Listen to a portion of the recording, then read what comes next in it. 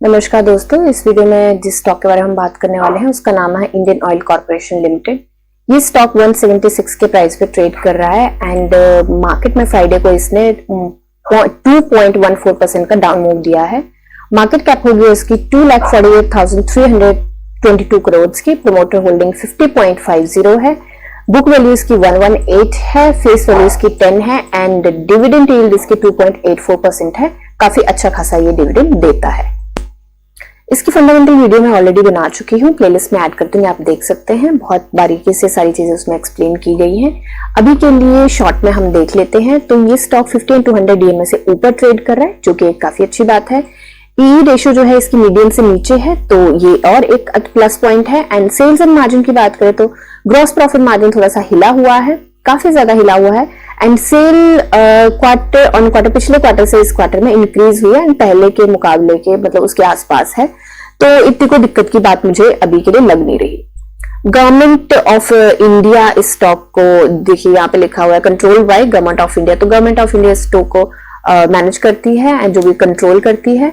सो अभी आ गए हम चार्ट पे। एंड लास्ट टाइम जब अगर आप न्यू हैं तो मैं आपको बता दूं कि ये EMA क्रॉस का एक इंडिकेटर लगाया है हमने एंड एक ऑसिलेटर लगाया है RSI का। एंड ये जो हमने लाइंस ड्रॉ करी हैं ये सपोर्ट एंड रेजिस्टेंस है, ठीक है। एंड ये जो प्राइस रेंज है ये हमने लास्ट वीडियो में डिस्कस किया था एंड जो पुराने हैं उनको एक बार ब्रश अप कर देते हैं। लास्ट वीडियो में जो हमने बनाई थी थर्सडे को, उसमें हमने डिस्कस किया था कि यहाँ पे रिस्क रिवॉर्ड रेशियो की बात करें तो यहाँ पे उसको ध्यान में रखते हुए हम शॉर्ट टर्म की यहाँ पे एंट्री नहीं बना सकते, क्योंकि यहाँ पे अगर ये स्टॉक नीचे गया तो यहाँ पे इसका यहाँ पे सपोर्ट आता है, बट रेजिस्टेंस और सपोर्ट के बीच में कोई इतना ज्यादा फर्क है नहीं, तो रिस्क रिवॉर्ड को ध्यान में रखें और यहाँ पे कंसोलिडेट कर सकता है। तो इसलिए शॉर्ट टर्म की एंट्री बनाने को मैंने बोला था कि मैं यहाँ पे कभी भी नहीं बनाऊंगी। अब यहाँ पे अगेन ये स्टॉक जैसे कि हमने बात करी थी, अगर नीचे गिर गया तो इसका सपोर्ट यहाँ पे कहीं ना कहीं वहीं से सपोर्ट लेके वापस गया है एंड गिर भी गया ये स्टॉक, ठीक है। सो अभी के लिए हम इन सबको डिलीट कर देते हैं। ये बेसिकली हमने लगाया था कि कहाँ कहाँ इसको रेजिस्टेंस आएगी, तो एक बार उसको भी ब्रश अप कर लेते हैं। ये इसके एक अब तो इसने ये भी रेजिस्टेंस बना ली है अपनी, क्योंकि कल ये नीचे गिर गया तो ये भी रेजिस्टेंस बन गई है। तो अब ये जो है यहां से यहां को आता है। अब देखिए रिस्क रिवॉर्ड की अगेन बात करें तो रिस्क यहाँ पे कम है बट रिवॉर्ड यहाँ पे ज्यादा है। तो अगर मतलब शर्त इसमें एक ही रहेगी कि अगर कल स्टॉक ऊपर मतलब मंडे को स्टॉक ऊपर गया तो ये बात हमारी फुलफिल हो जाती है कि यहाँ पे हम देख सकते हैं, यहाँ तक हमें स्टॉक की रेजिस्टेंस मुझे लगता है आएगी। तो यहाँ तक हम देख सकते हैं 4% के मूव के आसपास की उम्मीद कर सकते हैं हम यहाँ से। तो ये सब डिस्कस करने से पहले हम चलते हैं एक बार BSE पे, ठीक है। तो BSE पे आप देख सकते हैं कि इसका प्राइस बैंड जो है वो 10% का है एंड एक न्यूज भी आई है 23rd को, मतलब कल इसकी। तो न्यूज में यहाँ पे क्या दिया गया है, यहाँ पे लिखा है we would like to inform you that the company has received notice from BSE and NSE of India limited, NSE national stock exchange of India limited. Date इन्होंने ये दी है 22 को इनको ये नोटिस आया है regarding non compliance with the provision of regulation of SEBI this not having a woman independent director on the board of the company during the quarter ended 30, मतलब ये जो Q3 था उसके अंदर इन्होंने कोई वुमेन इंडिपेंडेंट डायरेक्टर नहीं रखी। तो BSE और NSE ने भी 5,42,800 का फाइन लगाया है एंड NSE ने भी इसके ऊपर इतना ही फाइन लगाया है। सो अब इन्होंने इसमें ये बताया है कि ये जो स्टॉक है वो government of India government company है ये एंड गवर्नमेंट ऑफ इंडिया इसको कंट्रोल करती है एंड इस पे कंपनी का कोई फॉल्ट नहीं आता कि उसने वुमेन डायरेक्टर नहीं रखा, क्योंकि जब control he government of India रखती है इस पे, वो ही करती है, तो उनकी रिस्पॉन्सिबिलिटी बनती थी ये डायरेक्टर वुमेन डायरेक्टर रखना। एंड तो उन्होंने ये स्टेटमेंट दी है अपनी एंड इन्होंने बोला है कि ये जो नोटिस है इनको पहले भी आया था एक बार एंड वहां पे भी इन्होंने यहाँ पे इस पैराग्राफ में ये रिक्वेस्ट किया है कि इस फाइन को वेव ऑफ कर दिया जाए, ठीक है, क्योंकि इसका कोई कंपनी का कोई कंट्रोल नहीं है इस पे, गवर्नमेंट ऑफ इंडिया का है तो वेव ऑफ कर दिया जाए। तो इन्होंने ये भी लिखा है कि ये इनको नोटिस ना पहले भी आया था एंड पहले भी इन्होंने यही वेव ऑफ की रिक्वेस्ट डाली थी और इन्होंने कंसीडर करी थी कि हाँ ठीक है हम वेव ऑफ कर देते हैं। तो पहले भी ये चीज हुई है। तो बेसिकली इस न्यूज का कोई फर्क नहीं पड़ेगा प्राइस अप या डाउन में, क्योंकि ये पहले भी हो चुका है एंड पहले भी वेव ऑफ हो चुका है एंड कहीं ना कहीं इनका पॉइंट जो है बिल्कुल वैलिड है। तो इस पे प्राइस पे अप या डाउन में कोई फर्क नहीं पड़ेगा, ये बस एक अलग से न्यूज बन गई है।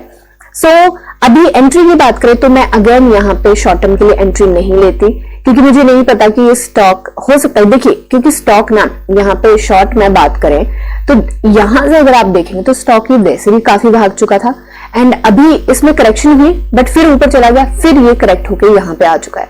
मुझे लगता है कि थोड़े टाइम के लिए यहाँ पे कंसोलिडेट करेगा। उसके रीजंस जो मेरे को लगता है कि वो रीजंस रह सकते हैं। सबसे पहली बात स्टॉक काफी भाग गया। दूसरी बात सारे के सारे जितने स्टॉक्स भागे हैं उनमें कहीं ना कहीं देखा जाए तो करेक्शन हुई है, पर मुझे बहुत ज्यादा जेन्युइन करेक्शन नहीं लग रही एंड हो सकता है कि स्टॉक थोड़ा सा और नीचे जाए और इस सपोर्ट पे आए।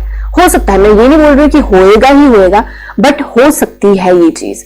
ठीक है, अगर ऐसा होता है तब तो शॉर्ट टर्म के लिए एंट्री देखिए बिल्कुल ही गलत रहेगी अगर मैं यहाँ पे बनाऊंगी। एंड लॉन्ग टर्म के लिए देखिए एंट्री बनाई जा सकती है एंड क्योंकि मुझे लगता है कि एट द सेम टाइम अगर स्टॉक ने नहीं नीचे गिरा एंड यहाँ से इसने रिवर्सल दिया, जो कि आप ये देखते हैं कि ये पैटर्न भी है एक, एंड पिछली बार भी इसके बारे में बात हुई थी कि हो सकता है यहाँ से रिवर्सल दे दे, क्योंकि एक पैटर्न है कि यहाँ से लेता है बट जरूरी नहीं है कि ये पैटर्न हमेशा ही फॉलो हो। देखिए यहाँ पे भी कहीं ना कहीं ये पैटर्न फॉलो हुआ, फिर स्टॉक नीचे गिरा, इसने बहुत अच्छी करेक्शन दी और फिर ये ऊपर उठा, तो हो सकता है ये फिर से नीचे जाए।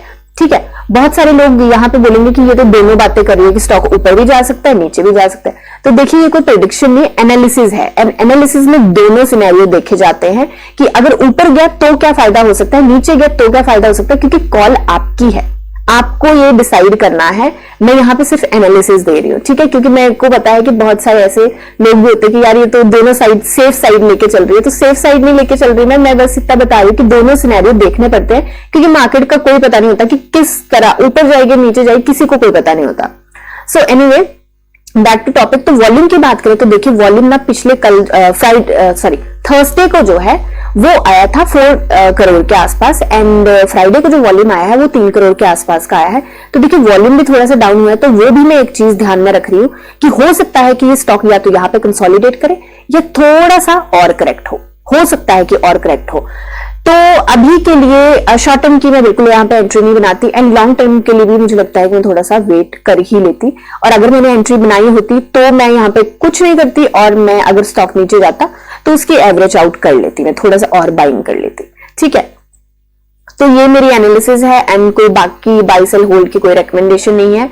आप अपनी एनालिसिस कीजिए, जानिए समझिए पढ़िए और फिर इन्वेस्ट करिए। एंड ये जो प्राइस रेंज है यहां से आप देख सकते हैं कि कहां कहां रेजिस्टेंस आने वाली है, वो भी आपको एक अंदाजा लग जाएगा, इसलिए मैंने ये डिलीट नहीं किया। ठीक है, तो आप पॉज कर सकते हैं वीडियो को, जब भी आप वीडियो देखते हैं आप पॉज कर सकते हैं, तब अंदाजा लगा सकते हैं, देख सकते हैं आप। ठीक है, तो मिलते हैं नेक्स्ट वीडियो में, तब तक के लिए शुक्रिया एंड हैप्पी इन्वेस्टिंग।